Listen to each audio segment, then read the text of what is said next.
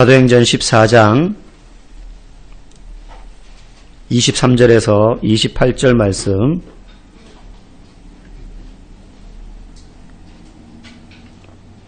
사도행전 14장 23절에서 28절까지 신약성경 212페이지입니다. 한 절씩 읽고 28절은 같이 읽도록 하겠습니다. 각 교회에서 장로들을 택하여 금식 기도하며 그들이 믿는 주께 그들을 위탁하고 말씀을 버가에서 전하고 아달리아로 내려가서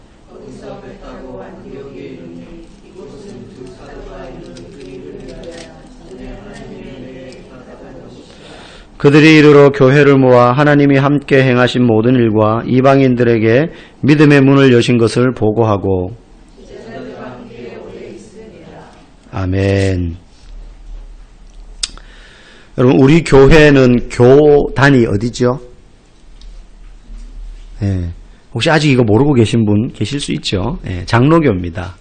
장로교는 크게 두 개가 크게는 두 개가 있고 장로교 안에도 여러 분파가 있지만 이 정도까지 아시면 될 것 같아요. 우리 교회는 대한예수교 장로회 합동측이다. 그 정도만 아시면 돼요. 합동이 뭐예요? 설명하자면 또 막 길어져요. 대한예수교 장로회 합동측이다. 그렇게 아시면 되고, 요즘 TV에 자주 오르내리는 명성교회는 이제 통합측이거든요. 장로교는 장로교인데. 감리교도 있고, 뭐 이런 이제 여러 교단들이 있습니다. 우리나라에는 개신교단이 총 7개가 있습니다. 장로교, 감리교, 침례교, 성결교, 그리고 하나님의 성교, 우리가 말하는 순복음, 그리고 구세군, 연말에 자선 낭비하는, 그리고 개신교 기독교 단체입니다. 그리고 성공회, 이렇게 7개가 우리 개신교라고 이야기합니다. 그리고 카톨릭과 구별되는 이제 개신교 단체죠. 장로교를 왜 장로교라 그러느냐? 장로들이 교회를 이렇게 케어하고 다스리고 정치를 하는 거예요. 그럼 장로들은 누가 뽑습니까? 교인들이 선거를 해서 뽑습니다. 그죠? 우리 교회는 아직까지 장로님이 안 계시지만, 그래서 장로님들은 교인들의 대표가 됩니다. 그럼 목사는 뭘까요? 목사는 교인들이 투표해서 뽑는 게 아닙니다. 그죠? 목사는 노회에서 파송을 하고요. 일정 기간의 수련 과정, 이제 대학교와 대학원을 졸업하고 또 일정 기간 뭐 고시를 치고 이렇게 해서 이제 목사 안수를 노회에서 주면 저는 목사가 됩니다. 그래서 장로는 교인들의 대표이고 목사는 교회의 대표입니다. 교회의 대표입니다. 근데 이 장로에는 두 종류가 있습니다. 사실은 목사도 장로의 종류예요. 그런데 한 종류의 장로는 칠의권이 있는 장로. 칠의란 말은 성도들이 신앙생활을 할 때 잘못한 것이 있을 수 있거든요. 그래서 교회에 해악을 끼치거나 성도들에게 너무 막대한 안 좋은 영향을 끼쳐요. 해악을 끼쳐요. 그러면 장로님들이 논의를 해가지고 정상적인 어떤 회의 과정을 거쳐서 이 성도에 대해서 징계를 할 수도 있습니다. 당분간 예배에 참석하지 마세요. 성찬식에 참여를 금지합니다. 뭐 이런 이제 순장 자리에서 내려놓으세요. 예를 들어 우리 교회로 말하면 뭐 그렇게 징계하는 것뿐만 아니라 연약한 성도, 아픔 중에 있는 성도, 병 중에 있는 성도를 다니면서 신방하고 시험에 든 사람들은 권면하고 그렇게 해서 성도들의 신앙생활을 잘 다스릴 수 있는 그런 사람들을 칠의 장로, 우리가 지금 생각하는 보통 장로님 그러면 그런 역할을 하는 장로님들이에요. 그리고 어떤 장로가 있느냐 하면 교회 내에는 칠의권과 함께 강도권이 있는 장로입니다. 강도가 칼든 강도, 돈 내나 이 강도가 아니고 강단에서 설교할 수 있는 권한을 이야기합니다. 그걸 강도라고 이야기합니다. 강도하다, 강론하다 이러죠. 그러니까 도를 가르치다 이 말이에요. 한자로 이야기하면. 그 사람을 목사라고 이야기하는 거예요. 그래서 칠의권과 더불어 강도권, 설교할 권리가 있는 장로를 목사라고 구분해서 부릅니다. 넓은 의미에서는 다 장로예요. 그렇죠? 그래서 우리 장로교회는 다른 교단에 없는 교역자 제도가 있죠. 전도사가 있고 목사가 있고 그 사이에 강도사라는 게 있습니다. 그래서 처음 장로교회 오신 분들 중에 보면 저 사람은 뭐 하는 사람이지 왜 강도사라고 부르지? 칼만 안 들었지 강도인가? 뭐 그런 게 아니고 강론할 권한이 있는 사람이에요. 그래서 목사에게 설교할 수 있는 권한은 성도들이 저에게 다 위임해 주신 거예요. 목사님은 설교하시는 분입니다. 그래서 목사의 신앙의 양심과 성경의 원리와 신앙의 도리를 따라 여기 올라와서 설교할 사람을 지명해서 세우기도 하고 그러지 않을 권한이 저에게는 있어요. 여러분에게는 없지만. 그래서 그럼 전도사는 뭡니까? 엄밀히 따지면 전도사는 강단에서 설교 못해요. 그래서 주일학교 애들한테는 할 수 있지만 올라와서 여기서 설교 못하면 여기가 뭐 이상한 신령한 자리라서 그런 게 아니라 그러나 목사가 그 전도사에게 설교하시오 하고 권한을 위임해 줬기 때문에 오늘날 전도사님들도 설교를 하는 거고 강도사가 되면 이제 설교할 권한이 자생적으로 생기는 거죠. 원래 강도사는 성경에는 없는 겁니다. 제도상 만든 거죠. 어쨌든 그런 의미에 저는 가르치고 설교하는 권한이 있는 장로입니다. 제가 오늘 이 이야기를 왜 하느냐 하면 우리가 읽은 성경 본문에 보면 어떤 내용이 등장하냐. 베드로와 바나바와 바울이 이제 복음을 쭉 1차 전도 여행을 쭉 하고 나서 지난주에 보니까 되돌아오는데 전도 여행을 하면서 지나갔던 도시들을 다시 되짚어 오고 있었다 그랬습니다. 그죠? 그걸 되짚으면서 여러분들이 신앙생활 하면서 힘들고 어렵겠지만 환난 당하지만 이걸 이겨내야 합니다. 이걸 견뎌내야 합니다. 감당해야 될 환난입니다. 이렇게 막 이야기하고 오는데 그 말만 하고 오는 것이 아니라 이제 그 교회들은 이제 막 복음의 씨앗이 뿌려졌던 교회이기 때문에 교회가 없는 지역도 있었고 이제 막 교회가 생긴 어린 교회, 우리 교회가 같이 그 연약한 교회들이 있었다는 거예요. 그래서 그냥 두고 올 수 없기 때문에 그 교회에 장로를 세우고 오게 됩니다. 바울이. 그래서 23절에 보니까 각 교회에서 장로들을 택하여 금식 기도하며 그들이 믿는 주께 그들을 위탁하고 그 교회의 장로들을 세우고 바울이 지금 안디옥으로 되돌아오는 과정 중에 있는 거죠. 그러면 왜 장로들을 세우나? 왜 장로들을 세우고 왔을까? 성경을 오늘 한 두 군데 찾아야 되는데요. 제가 시간을 드리겠습니다. 디모데전서 신약 성경입니다. 여러분 펴놓으신 사도행전에서 저 뒤로 간대요. 색인에 딤이라고 되어 있는데 딤. 디모데전서 3장. 제가 왜 찾게 하냐면 지난주에 막 이렇게 다 띄웠더니만요. 이렇게 계속 가면 10년 가도 성경 못 찾는 분이 계실 것 같더라고요. 실제 그런 분 계세요. 네. 딤이라고 되어 있는데 색인입니다. 거기에 3장 디모데전서 3장 1절부터 4절까지 제가 한 절 읽고 여러분들은 한 절 읽겠습니다. 미쁘다 이 말이여 곧 사람이 감독의 직분을 얻으려 함은 선한 일을 사모하는 것이라 함이로다.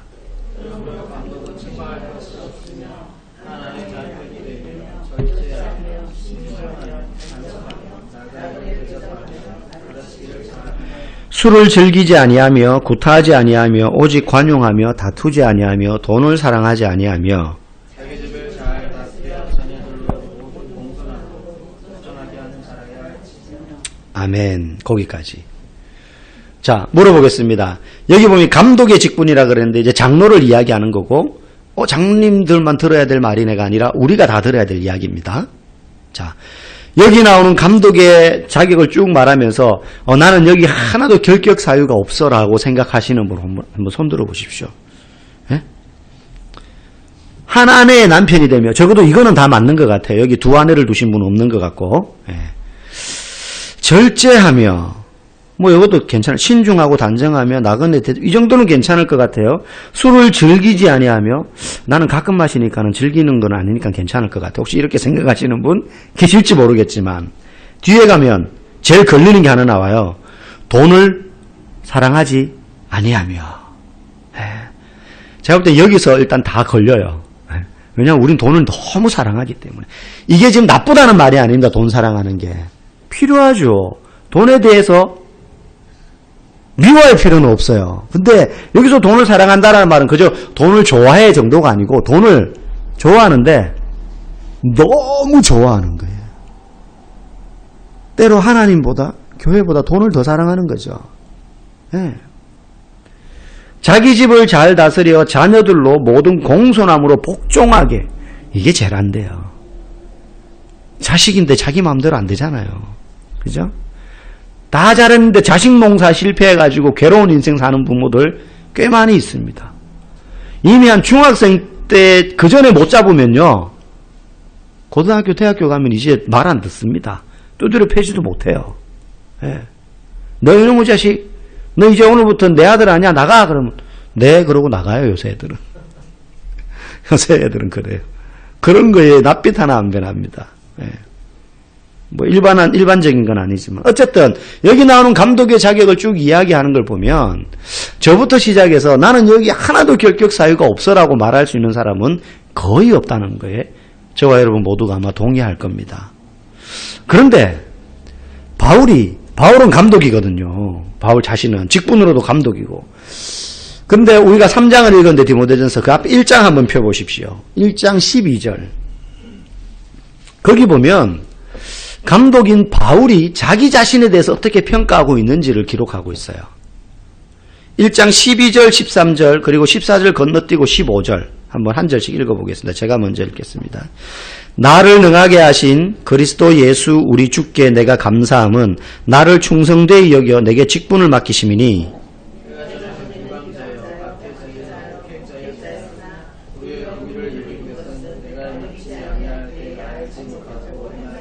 15절 같이 읽읍시다. 미쁘다 모든 사람이 받을 만한 이 말이여 그리스도 예수께서 죄인을 구원하시려고 세상에 임하셨다 하였도다. 죄인 중에 내가 괴순이라. 지금 이건 바울이 자기 자신을 소개하는 말이에요. 근데 거기 보니까 바울이 뭐라고 그럽니까? 내가 전에는 뭐 하는 사람이에요? 포악한 사람이고 비방하는 사람이고 난폭한 사람이에요. 그리고 끝에 가니까 내가 죄인 중에 우두머리다. 한마디로 형편없는 인간이라는 거예요. 지금 디모데 전서는요, 바울이요, 거의 인생 노년 마지막에 죽기 한 1, 2년 내지 2, 3년 전에 쓴 마지막 서신이에요. 그러니까 그 정도 수준에서 바울은 모든 성도들에게 존경받는 사람이에요, 사실은. 그런데 그런 바울이 자기 자신을 뭐라고 평가하느냐면 나는 이런 사람이다. 난 죄인 중에 괴수와 같은 사람이에요.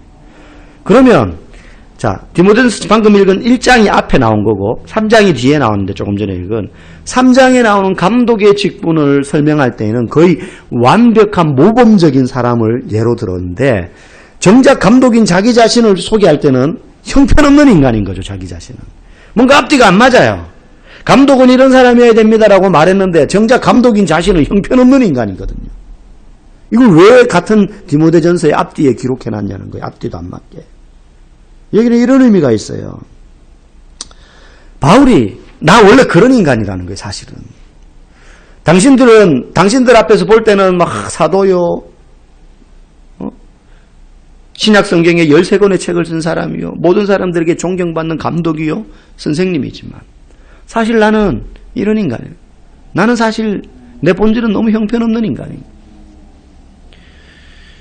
그런데 하나님께서 우리를 순장으로 세우시고 찬양팀으로 세우시고 집사로 세우시고 성도로 불러주시고 교사로 세워주신 데에는 원래 나는 그런 일을 할 만한 자격이 없는 사람인데 디모데전서 1장 말씀에 12절에 그분이 나를 충성되이 여겨 내게 직분을 맡기셨다. 나는 원래 그 일을 맡을 만한 사람이 안 되는데 예수님이 나를 충성되다라고 여겨주셔서 사실 충성되지 않은데 내게 그걸 맡기신 것처럼 우리에게 이런 여러 가지 오늘날 교회에서 이 일 저 일 할 수 있도록 이 직분을 맡긴 건 내가 노래 잘하니까 찬양팀이 되고 피아노 잘 치니까 반주자가 되고 아이들을 잘 가르치니까 교사가 된 게 아니고 그래서 집사 장로 목사가 된 게 아니라 설교 잘하니까 목사 시켜주고 이게 아니라 그럴 만한 자격이 없는데도 나를 그 일을 할 수 있는 사람처럼 여겨주셔서 그 직분을 맡기신 하나님의 은혜가 얼마나 크냐 이거예요. 세상은 어떻습니까? 능력제예요. 철저하게. 능력도 안 되는 게 여기 껴가지고 뭐하냐? 나가 이거예요. 근데 하나님이 이래는 능력으로 우등과 열등을 가려서 능력되는 사람만 불러 모아다 놓고 그 일을 맡기는 시스템이 아니라는 거죠. 하나님의 교회는 능력도 없어 보이고 돈도 없고 별로 배운 것도 없는 나이 많은 할머니라도 하나님이 그분을 들어서 권사로 세워주시고 기도의 일꾼으로 세워주신 것은 그 사람이 그걸 잘해서가 아니라 그럴 자격이 없음에도 불구하고 불러주신 하나님의 은혜가 얼마나 감사한지를 깨닫고 겸손함으로 그 직분을 감당하도록. 그래서 하나님이 우리를 불러주셨다는 거예요. 충성되이 여겨주셨다는 거예요. 안 충성된대. 여러분, 남자분들 군대 가면 제일 먼저 하는 게 뭡니까? 옷을 싹 팬티 한 장까지 다 벗어가지고 소포로 집에 붙입니다. 아들들 군대 보내붙인 분은 알잖아요. 집으로 오잖아요, 그게. 예. 우리 김성주 지사님 나중에 준명이 그럴 거예요. 그거 껴안고 울 겁니다, 아마. 우리 어머니도 아마 우셨을 거예요. 안 물어봤는데. 아이고, 우리 아들, 이거 옷도 없이. 옷 다 줘요, 군대에서 또. 그거 다 빨가벗고 나면 이제 군대에서 옷을 줍니다. 어떻게 받습니까? 쫙 박스. 모자부터 시작해서 뭐, 전투복, 상의, 하의, 내복, 팬티, 칫솔, 하다못해 뭐, 군화까지 다 이렇게 쫙 해서 쫙 써서 이제 갑니다. 치수 말하라 그러죠. 100, 260, 뭐 말하면 이제 막 던져줍니다. 그럼 막 받아가지고 가서 신어보고 입어보고 막 안 맞는 놈은 바꾸러 와! 이렇게 하죠. 그러면 이제 가서 바꾸는데 군대라는 게 있으면 바꿔주고 없으면 안 바꿔줘요. 뭐라 그럽니까? 군화가 안 맞아서 왔는데요. 뭐 좀 작은데요. 그래, 몇 밀이야? 265입니다. 막 찾는데 있으면 주는데 없으면 뭐라 그래요? 신발에다 발 맞춰! 이렇게 하는 거죠. 군대는 그런 데예요. 그죠? 나중에 나오면 줄게. 근데 그게 언제 나올지 몰라요. 예. 말해놓고 잊어버릴 수도 있고. 그럼 우겨 막 신는 거죠. 막 밟아서 늘리기도 하고, 막. 예.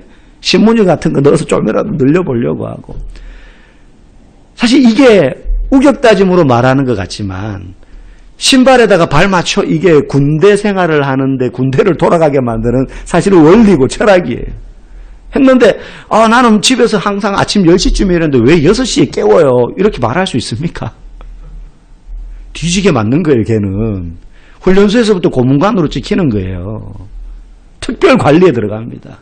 거기에 맞춰야 돼요. 자기가. 그래서 거기에 맞춰서 6시에 일어나고 잠 안 오는데 10시 9시에 전부 취하고 9시 반 되면 자야 돼요. 잠 안 와도. 저 잠 안 오는데 산책 좀 해도 될까요? 있을 수 없는 일이에요. 거기에 맞춰가요. 그래서 군대 딱 들어가면 거기부터 뭐가 시작됩니까? 간섭이 시작됩니다. 제재가 시작됩니다. 막 뺑뺑이 돌리기도 하고요.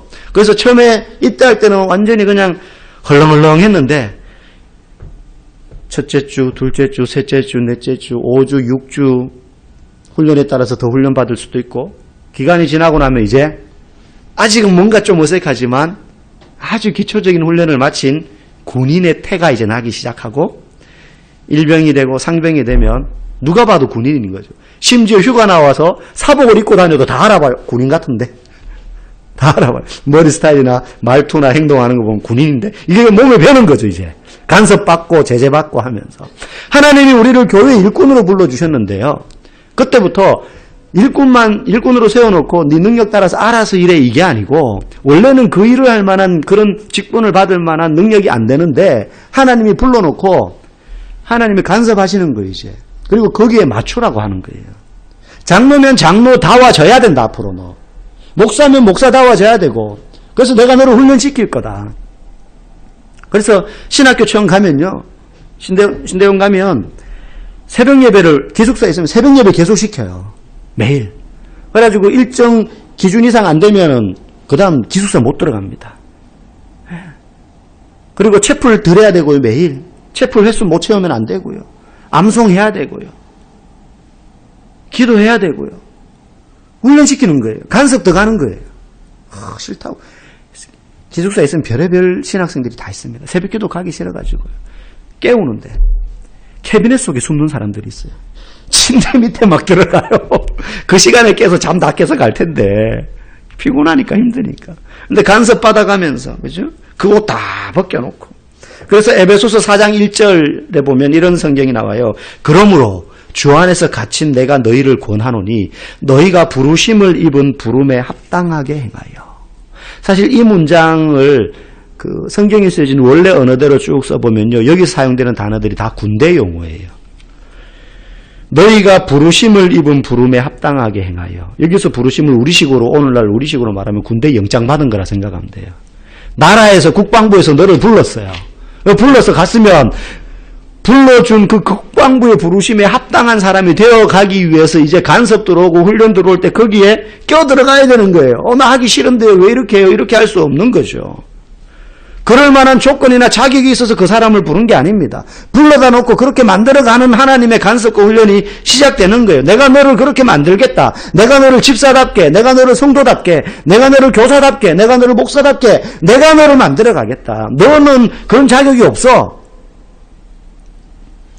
특별히 교회를 세우기 위하여 저와 여러분들을 이곳에 불러주신 하나님. 우리가 그럴 만한 능력이나 신앙 수준이 되어서 여기 불러주신 게 아니라는 거예요. 여러분 꼭 잊으시면 안 됩니다. 여기 불러다 놓고 하나님이 저와 여러분들을 개척자로서 만들어가고 있습니다. 무릎이 깨지고요. 제가 아직도 기억이 나요. 일부러 퍼먹지 않는 이상 흙을 그렇게 많이 먹어본 게 군대에서 각개전투 훈련 받으면서 처음 먹어봤어요. 논산훈련소 5월달이니까는 하여튼 군대는 다른 때보다 더 덥고 더 추워요. 막 흙바닥에서 기는데 한 10명씩 세워놓고 포복 옆으로 포복해가지고 쭉 가요. 그 다음 저 출발 했는데 먼지가 나도 얼마나 흙바닥이니까 메마른 흙바닥에 나중에 도착해가지고 침을 탁 뱉으니까 침이 시뻘개요. 안에 전부 흙인 거죠. 왜냐면 앞사람 꽁무니 보고 가는데 막 먼지를 일으키니까 발로 밀면서 가니까. 그럴 만한 자격이 없는데 그러면서 훈련되어 가는 거예요. 저 여러분들이 여기 교회를 세우기 위하여 불러주신 것은 내가 너희들을 그렇게 만들어 가겠다는 거예요. 흙 먹고 땀 흘리고 때로는 코피 무릎 깨지고 발톱 빠지고. 그러므로 우리는 훈련받을 각오를 해야 되는 사람들입니다. 교회는 그저 뚝딱뚝딱 해서 지어진 건물을 의미하지 않는 거 다 아실 겁니다. 교회는 보여지는 건물이 교회가 아닙니다. 예수 그리스도께서 십자가에서 피 흘려 값주고 사신 교회가 진짜 교회입니다. 맑은샘 동산교회는 이 건물이 맑은샘 동산교회가 아닙니다. 저와 여러분들이 모여서 맑은샘 동산교회가 되는 것입니다. 수많은 사도들과 믿음의 선배들이 목숨을 걸고 피로 값주고 지켜낸 교회예요. 그 교회들 중에 하나가 우리 맑은샘 동산교회예요. 그걸 생각하면 저 같은 사람을, 여러분들은 저의 실체를 잘 모르지만 저는 좀 더 알거든요. 여러분보다 더 잘 저에 대해서 압니다. 얼마나 게으르고 얼마나 편안하기를 좋아하고 얼마나 놀기를 좋아하고 얼마나 지저분하고 얼마나 이기적인지, 그런 저를 불러다가 새롭게 세워져 가는 교회에 목사로 불러주신 게 사실 그거 생각하면 부끄럽기가 한이 없어요. 그럴 만한 자격이 있어서 저를 여기에 불러주신 게 아니에요. 바울은 그래서 얘기합니다.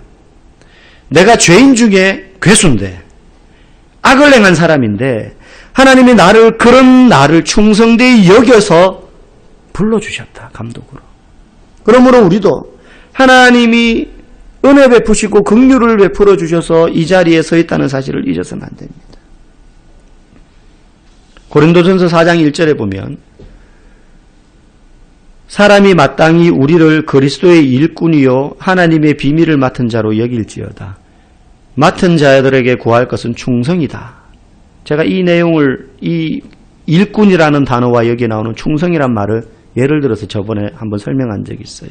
여기서 나눈 일꾼이라는 말의 원래 뜻은 무엇 아래라는 단어와 노를 젓다라는 두 단어가 합쳐져서 일꾼이라는 단어가 되었습니다. 성경에 보면 헬라어가. 그럼 어디에서 노젓는 겁니까? 배 아래에서 노젓는 걸 의미하는 거예요. 그러면 옛날 그런 로마 시대 때 뭐 영화 벤허나 코바데스 이런 거 보면 배 아래에서 노젓는 건 누가 해요? 노예나 하는 일이에요. 그건 노예 아니면 할 사람이 없어요. 그럼 막 전쟁이 한창 중인데 배 밑창 제일 밑에서 막 노를 젓습니다. 양쪽에 노를 꼽아가지고. 그럼 그 죄수들 보면은 거적대기 같은 거 하나 입혀놓고 홀딱 다 벗겨놓고 발에 쇠사슬을 배랑 묶어놓고 노랑 팔이랑 쇠사슬 같이 묶어놓습니다. 침몰하면 그냥 배랑 같이 죽는 거예요. 그 노젓던 노예들은. 그렇게 막 아무것도 앞이 안 보이죠. 그 밑창에서 막 노를 젓고 전쟁 중인데 위에서는 장군이 막 지휘를 합니다. 그러면은 지휘하는 대로 배가 가야 되잖아요. 그럼 전령이 장군의 명령을 받아가지고 막 밑에 전달을 합니다. 우선 빠르게 막 합니다. 그러면 노예들이 같이 저어야 되잖아요. 박자 맞게. 전진을 해야 되는데 뭐 이렇게 저으면 이게 뱅뱅 돌 거 아닙니까? 그러면 그걸 맞추기 위해서 그 배 밑창 노젓는 노예들 앞에 북치는 사람이 앉아 있어요. 그래서 전령이 우현 그러면은 오른쪽 쿵쿵쿵쿵 치면 이 속도에 맞게 노를 이렇게 저어야 똑같이 가잖아요. 쿵쿵쿵쿵 빠르게 쿵쿵쿵 전진 쿵쿵쿵쿵 후진 그러면 뭐 몸통을 치든지. 그 신호대로 노예들이 그 북소리만 듣고 젓는 거예요. 근데 막 젓다가 전쟁이 한창인데 노예가 질문 있습니다. 이 배가 지금 어디로 가는 겁니까? 우리 집에는 언제 가나요? 그러니까 물을 수 있어요. 그냥 젓는 거예요. 노예는 그 북소리만 듣고 밖에 경치도 좀 보고 싶은데 이런 거 할 생각 없어요. 바울이 고린도전서에서 그 얘기하는 거예요. 우리는 그 배밑창에서 노젓는 사람들이라는 거예요. 그리고 그 사람이 할 수 있는 가장 큰 충성은 북소리에만 집중해서 열심히 노젓는 거예요. 이 그림 언어를 바울이 왜 이야기하느냐. 우리가 하나님 앞에서 신앙생활을 할 때 우리는 수많은 계산들을 하지만 사실은 하나님이 우리에게 맡겨주신 일꾼으로서의 사명은 열심히 하나님 앞에 충성된 일꾼으로서 맡겨주신 신앙생활의 삶을 살아내는 거라는 거예요. 여러분 중에 아마 삶이 너무 바쁘고 힘들어서 참 신앙생활하기 어렵다. 옛날보다 더 힘들어졌다. 라고 말하시고 생각하는 분들 저 충분히 이해합니다. 옛날은 이렇게 바쁘거나 경쟁이 치열하지 않았어요. 그렇죠? 젊은이들도 요즘은 저가 중고등학교 다닐 때만 해도요. 한 반에서 대학 가는 애들이 한 중학교 때 절반이 안 됐어요. 한 60명인데 중3 때 절반은 실업계를 갔어요. 그러니까 절반은 인문계 가고 그 중에 또 절반은 대학 못 가는 거예요. 근데 요즘은 80%가 대학생이에요. 웬만하면 대학 다 가요. 그러니까 걔들이 나와가지고 회사에 들어가려니 얼마나 힘듭니까? 그 중에서 또 막 고르니까 회사에서는. 얼마나 먹고 살기 힘들어요. 그건 맞아요. 그런데 사실은 뭐 그런 것 때문에 우리가 신앙생활 잘 못하는 게 아니에요. 진짜 우리가 신앙생활 잘 못하는 건요. 옛날처럼 막 예수 믿으면 죽인다고 핍박하는 게 있는 것도 아니고 먹고 사는 일 바빠서 그러는 건데 사실은 우리 안에 자격이 없는데도 일꾼으로 불러주신 하나님의 그 크신 은혜에 대한 감격이 사라졌기 때문에 그런 거예요. 제가 예전에 몽골에서 시집온 애기 엄마 이야기한 적 있죠. 그 애기 엄마가 만삭에 둘째를 데리고 걸어서 한 15분 걸어서 교회 옵니다. 주일마다. 그래서 제가 이제 힘들어 보이니까 우리나라 사람도 아닌데다가 먼 타국에 와서 임신해가 만삭으로 막 이렇게 남편은 교회 안 다니고 혼자 교회를 오니 오실 때 이야기하면 교회 차가 돌 때 그 집에 들려서 차 타고 오시면 편할 텐데 차 운행할까요? 아이 괜찮다고. 자기가 몽골에서 교회 다닐 때는 걸어서 3시간을 가서 2시간 예배를 드리고 걸어서 3시간을 오면 주일 하루가 다 간대요. 근데 자기는 15분 걸어오는데 이게 뭐 아무렇지도 않다는 거예요. 권면하려고 얘기했다가 제가 너무 부끄러웠어요. 우리는 바쁘다는 핑계로 피곤하다는 핑계로 멀다는 핑계로 춥다는 핑계로 다른 약속이 있다는 핑계로 물론 그게 핑계가 아니라 정당한 이유처럼 보일 수는 있지만 너무나 많은 이유들 때문에 하나님께 감당해야 될 자격이 없는데도 일꾼으로 세워주셔서 불러주신 은혜가 있는데도 불구하고 그 은혜는 뒷전으로 하고 너무나 많은 일의 우선순위에 우리는 신앙생활을 하는 게 밀려 있습니다.